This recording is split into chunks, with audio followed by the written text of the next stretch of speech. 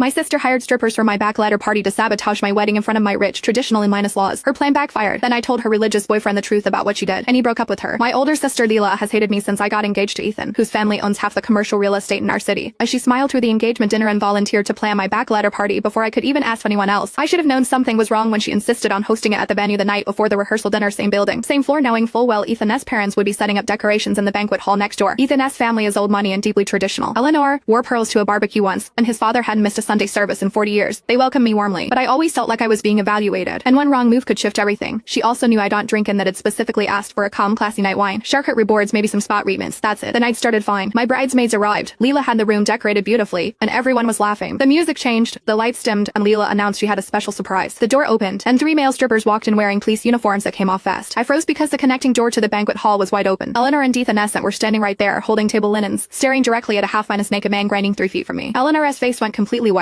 She set the linens down very slowly and walked out without a word. Ethan followed in silence. I turned to Leela, and she was laughing so hard she was crying, holding her phone up to record everything. Lighten up, it's your bachelorette. She yelled over the music. I was shaking. I tried to get the strippers to leave, but they spent hours and wouldn't refund the money. My maid of honor finally helped me shut it down, and I spent the next hour in the bathroom calling Ethan in tears. He didn't pick up 3 times because his parents. His voice was tight. My mother is reconsidering attending the wedding. That sentence almost killed me. Leela showed up at the bathroom door acting concerned. It was just a joke. You're overreacting. Everyone has strippers at their bachelorette. I looked at her face and saw it clearly for the first time. She was sorry. She had planned this deliberately. She picked that venue knowing the door connected to the banquet hall. She invited strippers knowing no one would see. She recorded it knowing she could spread it further. This was a joke. It was calculated sabotage from someone who was supposed to love me. I spent the next morning on the phone with Eleanor, explaining that I had nothing to do with it. She was cold but listened. Ethan backed me up and showed his parents the text thread words. The text thread words specifically told Leela no strippers, no clubs, no drinking games. Eleanor agreed to attend the wedding but told me privately that trust takes time to rebuild. The wedding happened. It was beautiful, but there was a tension behind Eleanor's eyes that hadn't been there before, and I knew exactly who put it there. After the honeymoon, I sat with the anger for weeks. Leela had been posting photos from the bachelorette on her private Instagram like it was hilarious. Was deeply religious, a youth group leader at their church, the kind of man who prayed before meals at restaurants and talked about purity openly. I had no idea what Leela did that night. More importantly, he had no idea Leela had been grinding on the strippers herself. In the videos, she was pressed against one of them, hands all over his chest, laughing while he lifted her and spun her around. She looked nothing like the modest church girlfriend Gabriel thought he was dating. I called Gabriel on a Tuesday afternoon, told him everything calmly, and sent him every video. He watched them without saying a word. Thank you for telling me, and hung up. 2 days later, Leela called me, screaming so loud I had to hold the phone away from my ear. Gabriel had ended things that morning and told their entire church community why. She hasn't spoken to me since, and I sleep perfectly fine.